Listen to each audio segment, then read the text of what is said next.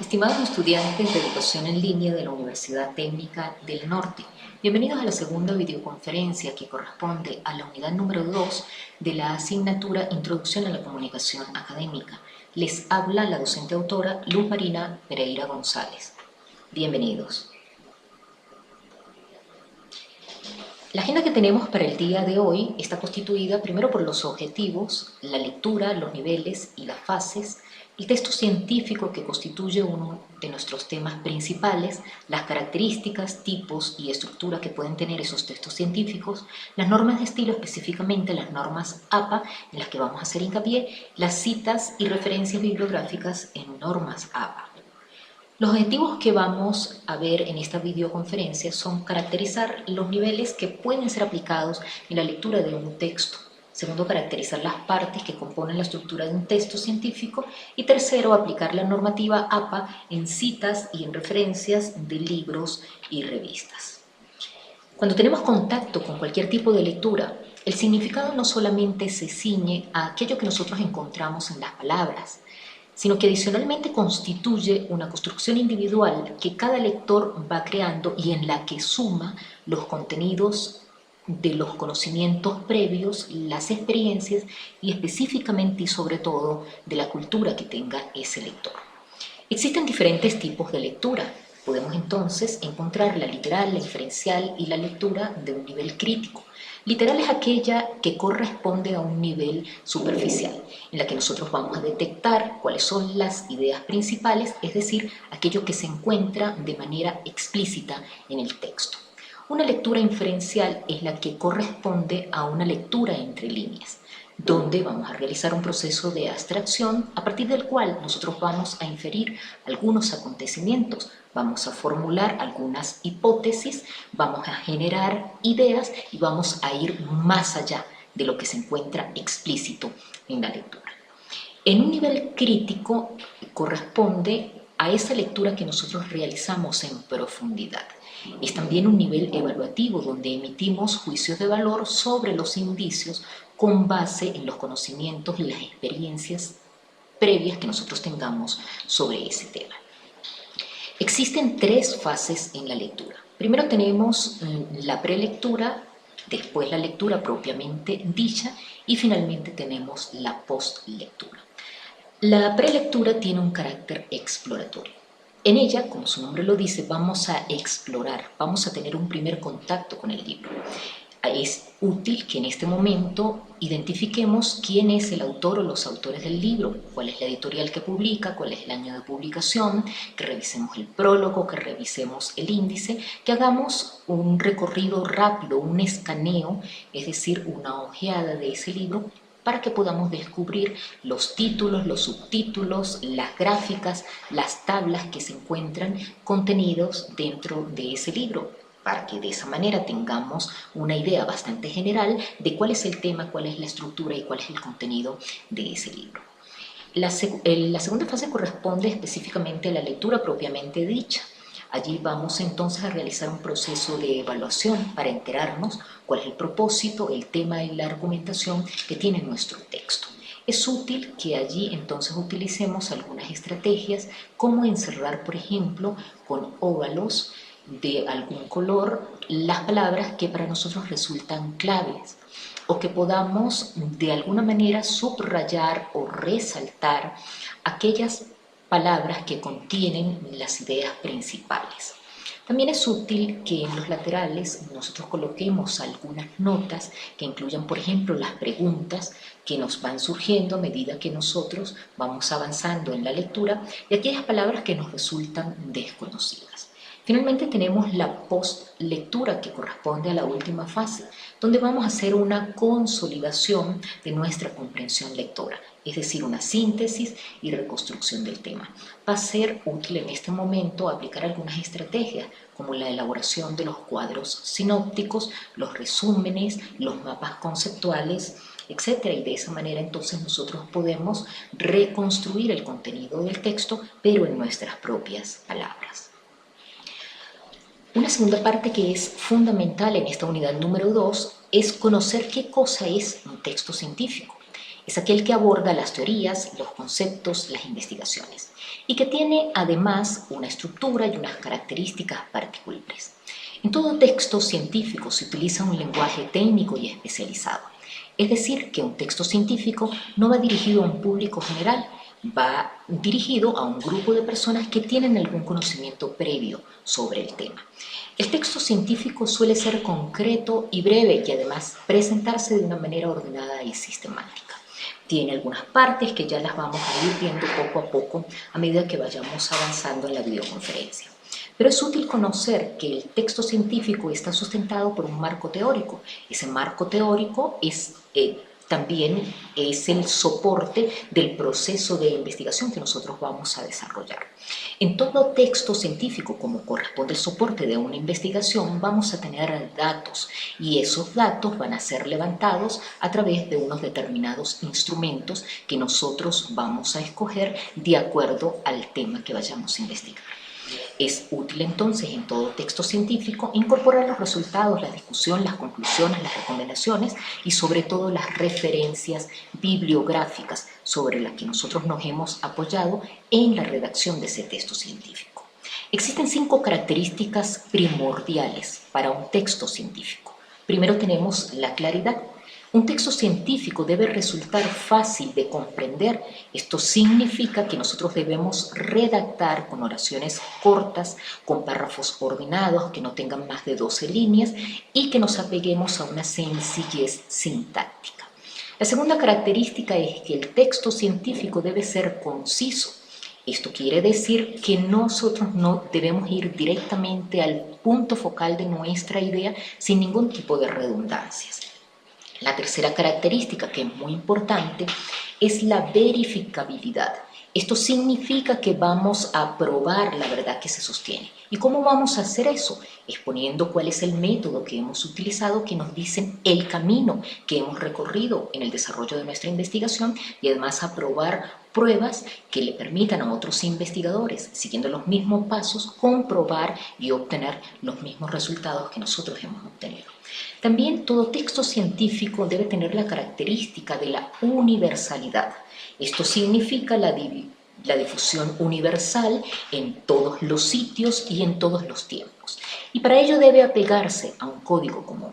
¿Y ese código común por quién está dado? Por las normas internacionales que las vamos a escoger dependiendo de la disciplina en la cual nosotros vamos a desarrollar la investigación. Tenemos también la característica de la objetividad. ¿Qué significa esto? Que nosotros debemos reproducir fielmente, es decir, presentando la realidad tal cual es, sin colocar allí ninguna postura personal, sin manifestar sentimientos, emociones. Por ello es indispensable que todo texto científico sea narrado en tercera persona. Vamos a ver a continuación cuáles son los tipos de textos científicos. Hay muchos. El primero de ellos pudiéramos decir que es el de la divulgación.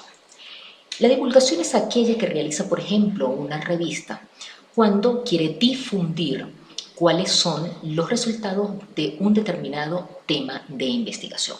Pero quiere llegar a un público general, es decir, a un público que no necesariamente tiene unos conocimientos previos sobre el tema. Un texto, por el contrario, es especializado cuando sí se dirige a un público particular, es decir, que sus lectores requieren tener ciertos conocimientos básicos para poder comprender el tema sobre el cual se está tratando en ese texto científico. También tenemos los textos didácticos, que son los destinados a la enseñanza. Allí se incluyen analogías, imágenes, esquemas que constituyen un soporte pedagógico para que las personas puedan de alguna manera aprender y avanzar y profundizar los conocimientos sobre ese tema en particular. Tenemos también textos filosóficos.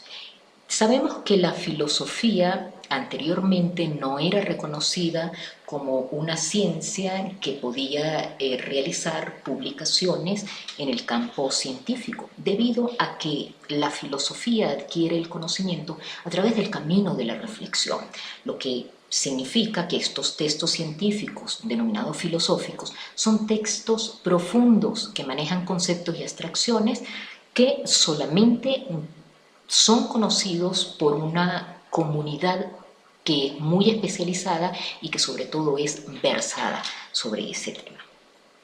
También tenemos los textos clásicos que constituyen analogías de determinados autores. Pongamos por ejemplo sobre Sigmund Freud, que es el padre del psicoanálisis.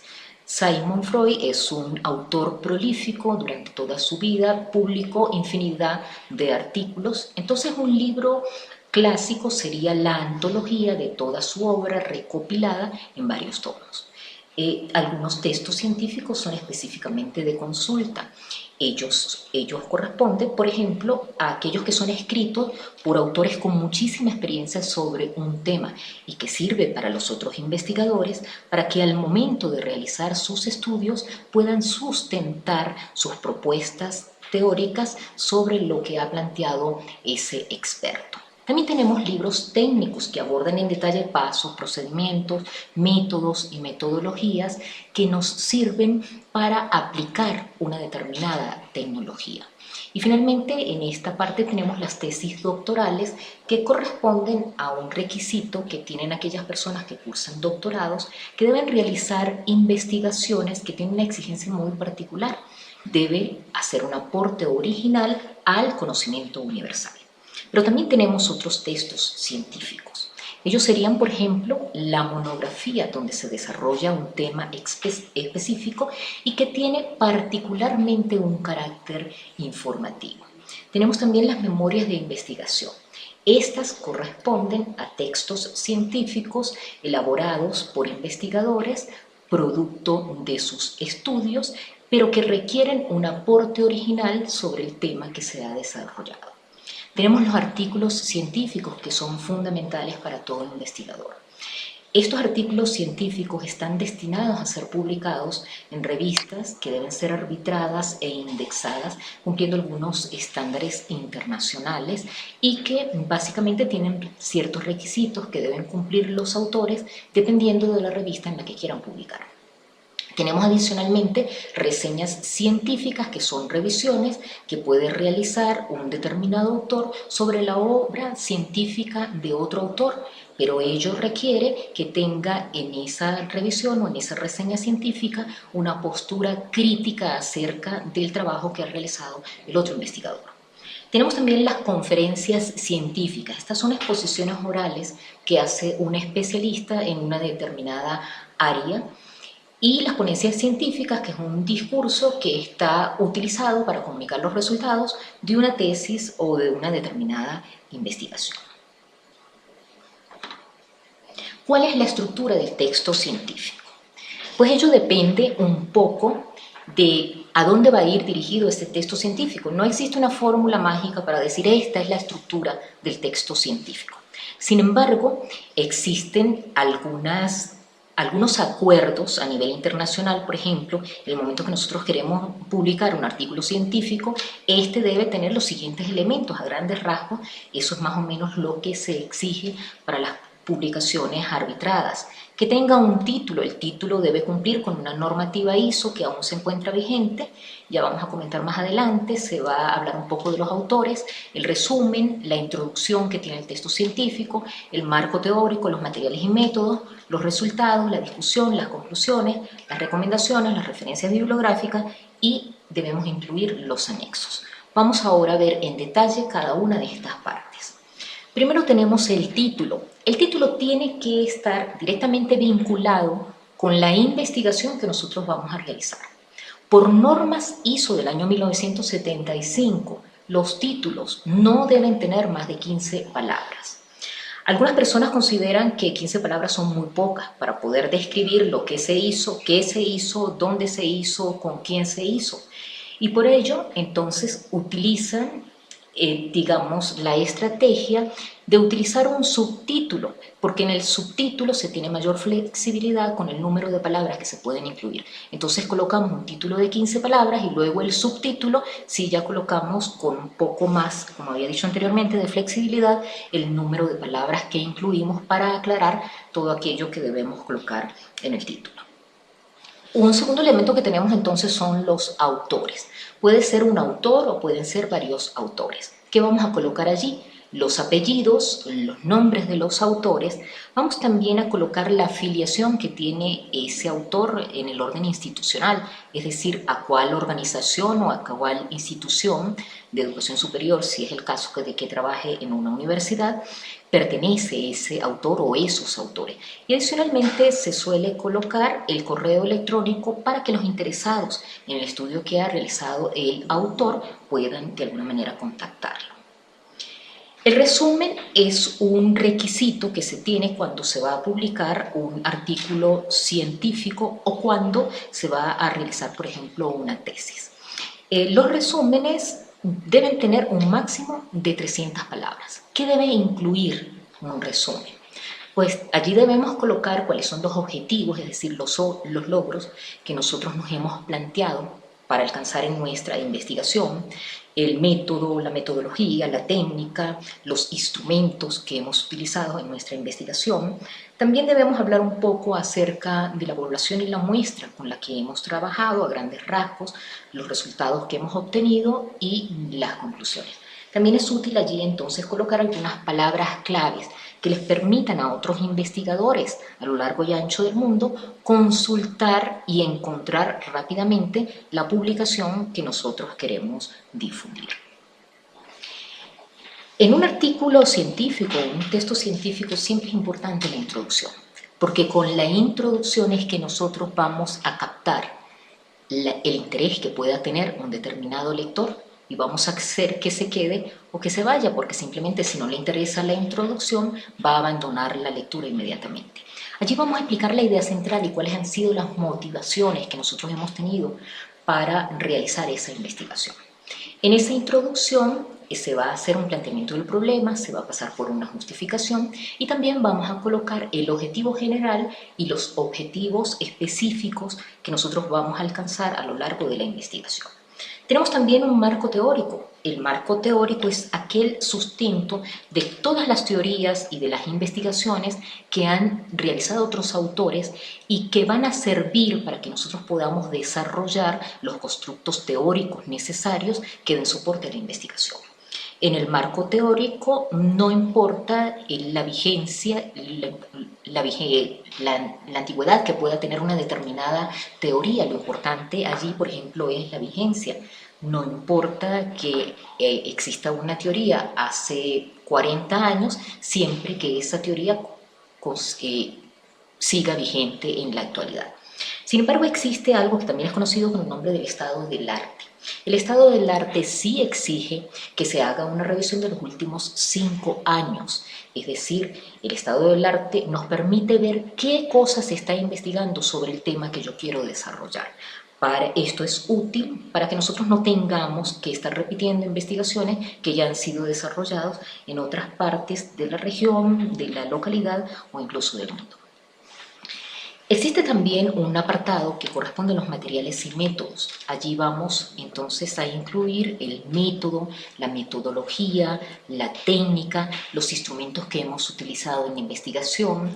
Vamos a definir nuestra población, nuestras unidades de estudio, la muestra, cómo hemos hecho para obtener esa muestra, las categorías que hemos utilizado.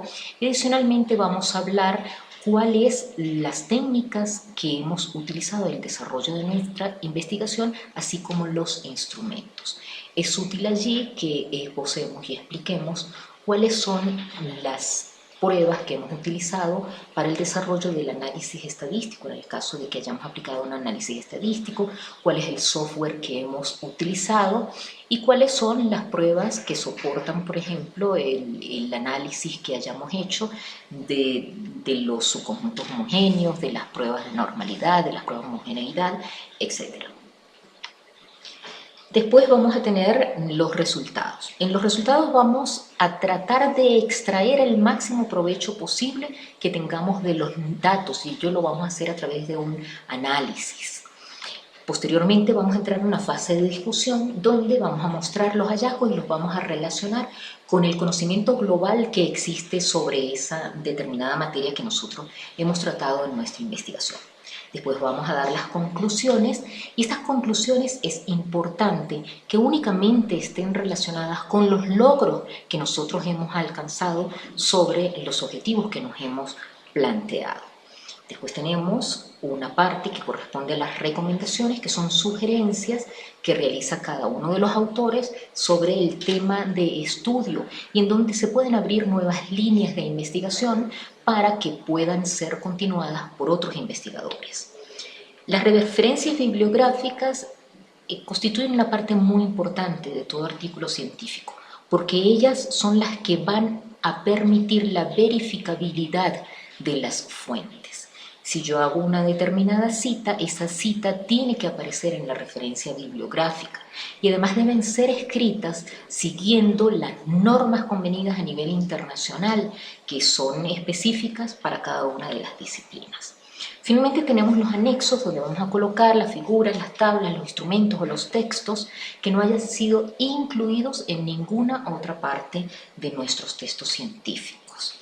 Las normas de estilo, que es otro de los puntos importantes en esta unidad número 2, corresponden entonces a los sistemas internacionales de referencias bibliográficas.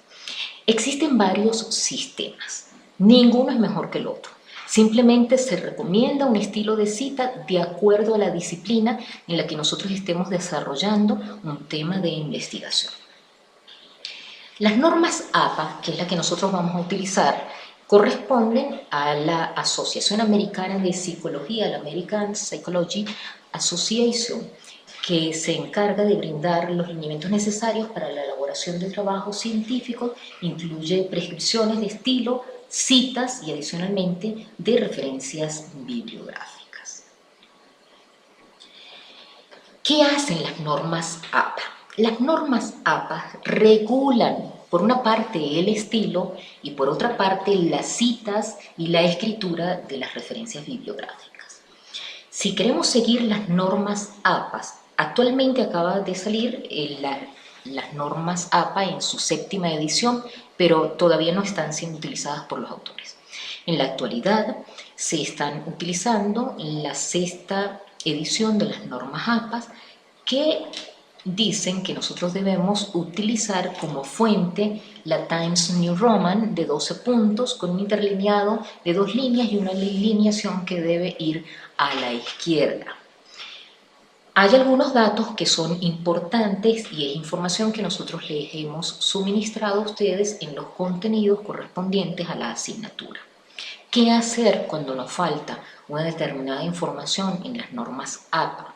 Allí tenemos un link que es el de normasapas.com que está actualizado al 2019, al año pasado, en donde nosotros podemos encontrar las diferentes formas en que se colocan las referencias bibliográficas que corresponden a los libros, a los artículos, a los videos, etc.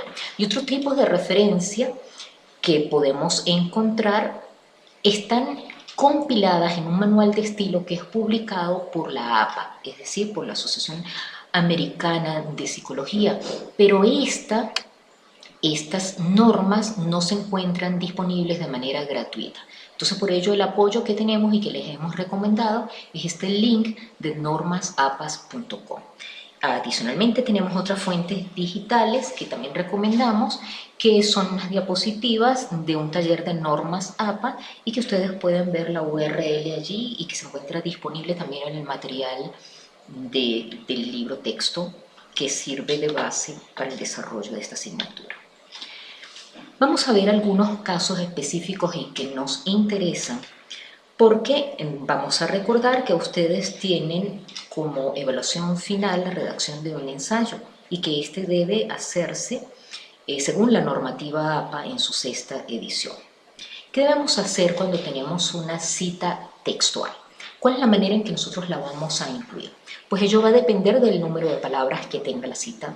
Si tiene menos de 40 palabras, entonces nosotros vamos a colocar dependiendo si la cita está basada en el autor o está basada en el texto. Observamos acá que esta es una cita que está basada en el autor. El autor que tenemos lo vamos a señalar con el primer apellido o con los dos apellidos en caso de que esa sea la forma en que el autor se identifica. Y entre paréntesis vamos a colocar el año en el que se ha realizado la publicación. Una vez que comenzamos nuestra cita, debemos abrir comillas y copiar todo el texto que nos interesa sin que este texto pueda tener más de 40 palabras. Ese texto debe estar escrito en letras cursivas o letras itálicas. Una vez que nosotros cerramos la cita, entonces vamos a abrir un paréntesis, vamos a colocar una P con un punto que va a significar página, porque cuando se realiza una cita textual es absolutamente indispensable que nosotros especifiquemos de cuál página hemos obtenido esa cita en ese libro publicado y que corresponde a esa edición del año que estamos citando. Entonces, en este caso tendríamos una P punto con el número de la página, como podemos ver en este ejemplo que estamos mostrando en esta diapositiva. También podemos tener una cita textual de menos de 40 palabras, pero que está basada en el texto. ¿Qué significa que esté basada en el texto? Pues que para nosotros lo relevante es lo que dijo y no quién lo dijo. En ese caso vamos a copiar el contenido de una manera textual, vamos a abrir las comillas, vamos a cerrarlas, vamos a colocar el contenido en cursivas y al final entonces vamos a abrir un paréntesis, vamos a colocar el apellido o los apellidos del autor separados con una coma, el año de publicación separados por una coma, una P con un punto correspondiente a la página y el número de la página del cual nosotros hemos obtenido esa cita textual. Finalmente vamos a cerrar esa cita con un punto y luego vamos a continuar redactando normalmente el texto que es de nuestra autoría. Pero ¿qué ocurre si la cita textual tiene más de 40 palabras? ¿Y cómo sé yo si tiene más de 40 palabras o tiene menos de 40 palabras? Pues si nosotros estamos escribiendo en Word, simplemente vamos a seleccionar todo el texto y vamos a mirar en la parte inferior a la izquierda, podemos observar cuántas palabras tiene el texto que nosotros hemos subrayado. Entonces allí vamos a saber si tiene más de 40 palabras o menos de 40 palabras. En el caso de que tenga más y que para nosotros sea importante resaltar el hecho de que un determinado autor se ha pronunciado acerca de un determinado tema, entonces vamos a escribir así: el apellido del autor, un espacio entre paréntesis, el año de la publicación, y podríamos decir, por ejemplo, en este caso, que el autor afirma y dos puntos. Luego entonces vamos a colocar la cita textual. Observemos varias cosas en esta cita textual. La primera es que tiene una sangría a la izquierda. Esa sangría debe ser igual a media pulgada o que podemos aproximarlo a 1,25 centímetros. Tenemos entonces allí el texto, observemos que no está escrito en cursiva, observemos también que no tiene comillas, observemos que la página la vamos a colocar entre paréntesis, vamos a colocar P punto, el número de la página, cerramos el paréntesis y finalmente colocamos el punto. Si la cita textual tiene más de 40 palabras, pero lo importante es lo que dijo el autor, y no la identidad propia de ese autor, entonces simplemente vamos a redactar nuestro texto, vamos a incluir la cita textual con más de 40 palabras, vamos a dejar la sangría de 1,25 centímetros, vamos a colocar sin cursiva, sin abrir comillas, vamos a colocar el contenido del texto y finalmente vamos a abrir paréntesis, vamos a colocar el apellido o los apellidos del autor, coma, un espacio, el año de la publicación, coma, P punto y el número de la página en el cual se encuentra la cita que nosotros queremos realizar y finalmente vamos a cerrar nuestro párrafo de cita con un punto. También existen citas de parafraseo. Vamos a recordar que en la evaluación final estamos exigiendo que no se coloquen citas textuales, sino citas de parafraseo. ¿Qué significa parafrasear? Significa escribir lo mismo, exactamente el mismo sentido que ha tenido el autor, pero con nuestras propias palabras. De tal manera que nosotros no distorsionemos cuál es la afirmación fundamental que ha realizado el autor. Esto requiere mucha práctica en la escritura para poder parafrasear bien. En este caso vamos a hacer una cita de parafraseo. Veamos que es una cita basada en el autor, es decir, que lo importante es que vamos a escribir algo con nuestras propias palabras que es semejante a lo que escribió el autor original y por lo tanto vamos a escribir el apellido del autor, vamos a dejar un espacio, vamos a abrir los paréntesis y colocar entre paréntesis el año. Finalmente, entonces, cerramos nuestra propia redacción que corresponde a una cita, pero que no es textual.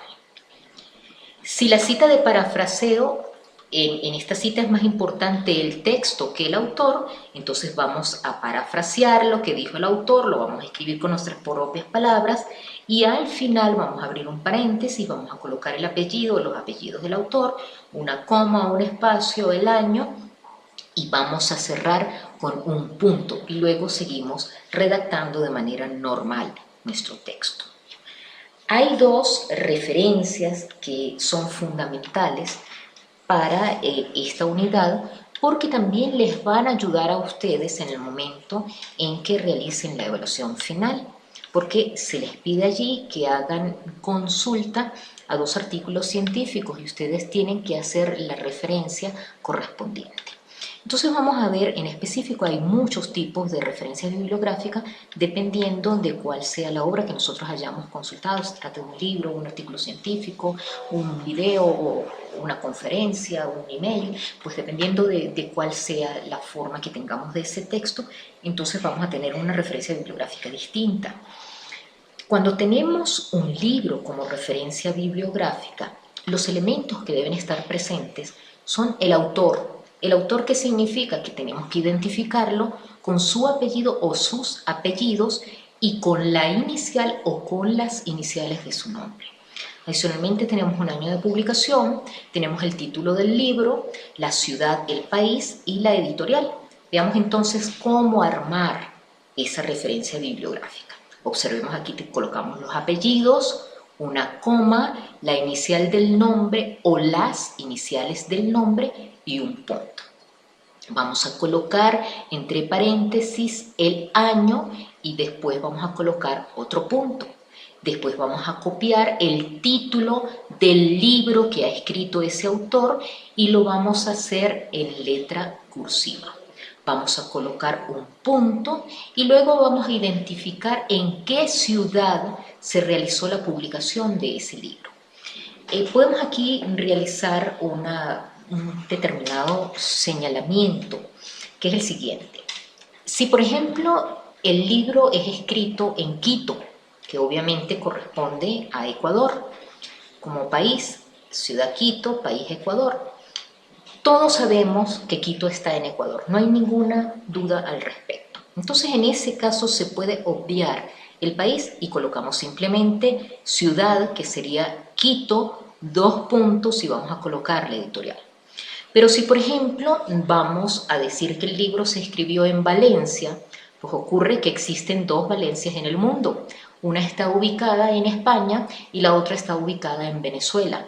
Entonces, en ese caso sí es necesario especificar cuál es el país que corresponde a esa ciudad. Entonces podemos escribir Valencia, coma, y el país en ese caso pudiera ser España.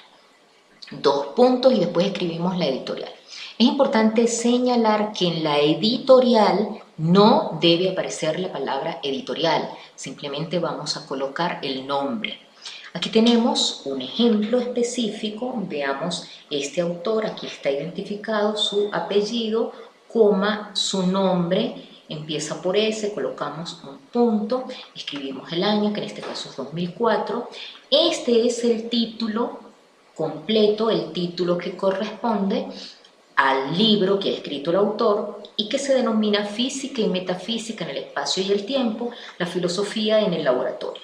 Después escribimos México, que corresponde a la ciudad, y colocamos DF para especificar que se trata de la ciudad, es decir, Distrito Federal, y que no corresponde a México como país, lo cual sería un error si no especificamos DF. Después tenemos dos puntos, editorial, y tendríamos el Fondo Nacional de Cultura Económica. Observemos que acá entonces no escribimos la palabra editorial. Después tenemos la referencia bibliográfica para una revista, que este es el que nos importa porque ustedes van a hacer la revisión de artículos científicos.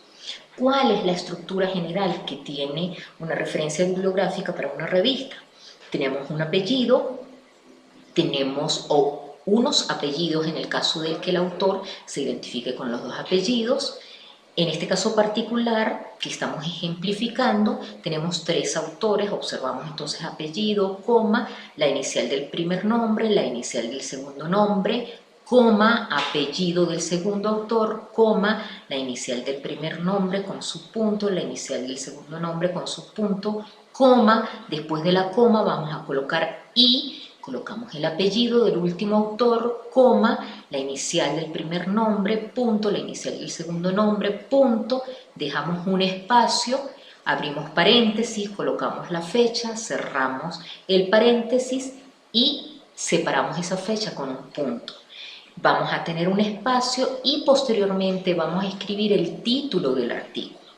Observemos que el título del artículo en este caso no se escribe en cursiva. Lo que se escribe en cursiva después de un punto y un espacio es el nombre de la revista. Entonces escribimos en cursiva nombre de la revista, coma, colocamos en cursiva el volumen, abrimos un paréntesis que ya no está en cursiva, el número, especificamos el número que corresponde a ese volumen, a esa revista donde se encuentra ubicado ese artículo. Escribimos el número, cerramos con paréntesis, colocamos una coma, dejamos un espacio y aquí vamos a colocar las páginas en las que se encuentra el artículo que nosotros hemos consultado dentro de esa revista. Entonces, en este caso, la primera pp que aparece acá pudiera ser el número 17, dejamos una rayita, 52, por ejemplo, o 1724, o 5265, es decir, la página inicial, un guión, y después colocamos la página final. Aquí tenemos un ejemplo, Cifra y Pokorny, Havelka y Kucera han desarrollado este artículo. Entonces escribimos Cifra, coma, separamos entonces con esta coma, dejamos un espacio, tenemos la inicial del nombre, un punto, una coma, un espacio para separar el apellido del segundo autor, una coma, J punto que corresponde al inicial del nombre del segundo autor, coma, un espacio, el apellido del tercer autor, coma, la inicial del tercer autor en su nombre, punto, coma, y colocamos entonces el último autor, que es Kucera, y entonces escribimos el apellido, coma, y la inicial de su nombre. Dejamos un espacio, abrimos paréntesis, colocamos el año en que ha sido publicado este artículo dentro de esa revista. Escribimos el nombre, observemos que el nombre del artículo no se encuentra en cursiva. Y luego tenemos el nombre de la revista que sí se encuentra en cursiva.